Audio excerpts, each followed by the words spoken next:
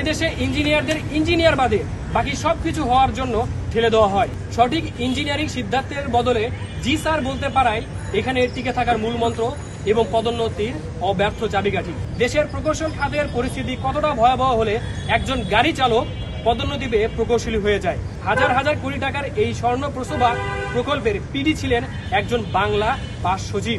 Bearing pad খসে পড়ে কিভাবে মানুষ মারা যাচ্ছে কেন?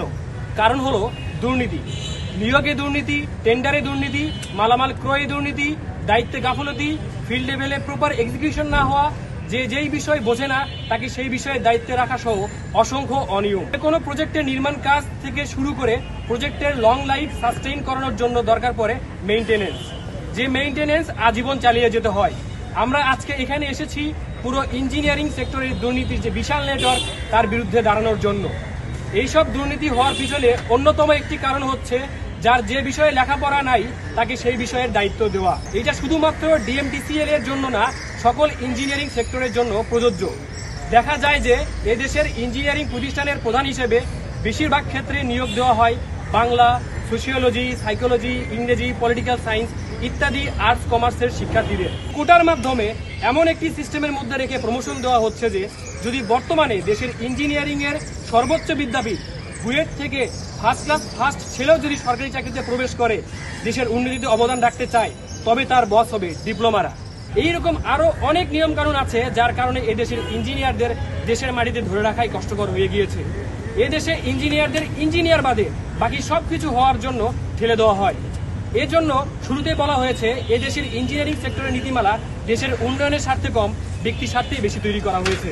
যদি আমরা গতকালের মৃত্যুর কারণ খুঁজতে যাই আমরা দেখতে পাই আমাদের প্রকৌশল খাতকে জাপটে ধরে থাকা দুর্নীতি আর পচে যাওয়া নিয়োগ ব্যবস্থা। এখানেই অযোগ্যতাই প্রধান যোগ্যতা। এখানে চিন্তা, যুক্তি ও পেশাগত নৈতিকতা হারিয়ে গেছে তোষণ আর আমলাতান্ত্রিক জটিলতায়। সঠিক ইঞ্জিনিয়ারিং সিদ্ধান্তের বদলে জি স্যার বলতে পারায় এখানে টিকে থাকার মূল মন্ত্র এবং পদোন্নতির অব্যর্থ চাবিকাঠি।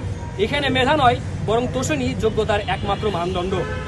2016 সালে যাত্রা শুরু করা Dhaka mass transit company limited DMTCL এত বড় একটি প্রতিষ্ঠান যার পিছনে রাষ্ট্রের এত বিশাল বিনিয়োগ, অথচ আজকের দিন পর্যন্ত এই প্রতিষ্ঠানের কোনো সুনির্দিষ্ট চাকরি বিধিমালা, সার্ভিস রুলস বা অর্গানোগ্রাম পর্যন্ত নেই। ডিএমটিসিএল সহ অসংখ্য প্রতিষ্ঠানের এসব অনিয়ম নিয়ে দেশের মানুষের স্বার্থে আমরা বারবার কথা বলেছি, কিন্তু কোনো সমাধান হয় নাই। দেশের মেধাবী প্রকৌশলীরা সারা পৃথিবীর সেরা ইঞ্জিনিয়ারিং প্রতিষ্ঠানে সুনামের সাথে কাজ করছেন, কিন্তু একই মেধাবীরা যখন দেশের সেবা করতে চান তখন পারেন না, শুধু দেশেই বাধা হয়ে দাঁড়ান। কেন? এইসব সিন্ডিকেটের কারণে।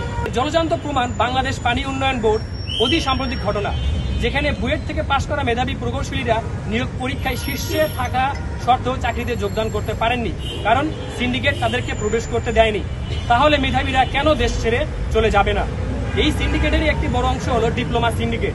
কোটা নির্ভর এই শ্রেণী দীর্ঘদিন ধরে টেকনিক্যাল খাতের গুরুত্বপূর্ণ পদগুলো দখল করে রেখেছে। তারা টেকনিশিয়ান হলেও নিজেদের প্রকৌশলী পরিচয় দেয়, যা প্রকৌশলীদের জন্য চরম অবমাননাকর এবং দেশের মানুষের নিরাপত্তার জন্য মারাত্মক হুমকি স্বরূপ। তাদের অদক্ষতা এবং বাকি সবার দুর্নীতির কারণেই আজ পুরো প্রকৌশল খাত ধ্বংসের দ্বারপ্রান্তে।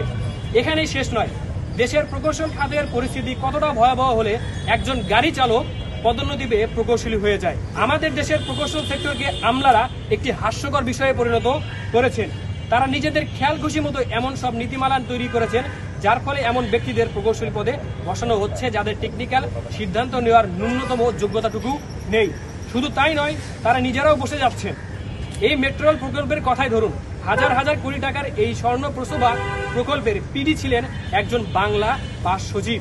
শুধু তাই নয়, এমন ব্যক্তিদের টেকনিক্যাল খাতে নীতি নির্ধারণের দায়িত্ব দেওয়া হচ্ছে। বস্তুত নন টেকনিক্যাল ব্যক্তিদের হাতেই আজ আমাদের দেশের অবকাঠামোর চাবিকাঠি।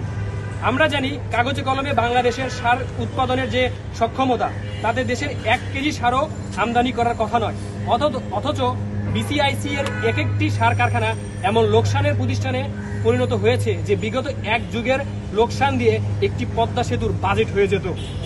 কাগজে কলমে বাংলাদেশের বিদ্যুৎ উৎপাদনের যে সক্ষমতা, তাতে 1 মেগাওয়াট বিদ্যুৎও আমদানি করার প্রয়োজন থাকার কথা নয়, অথচ আমরা আজ বিদ্যুৎও আমদানি করছি।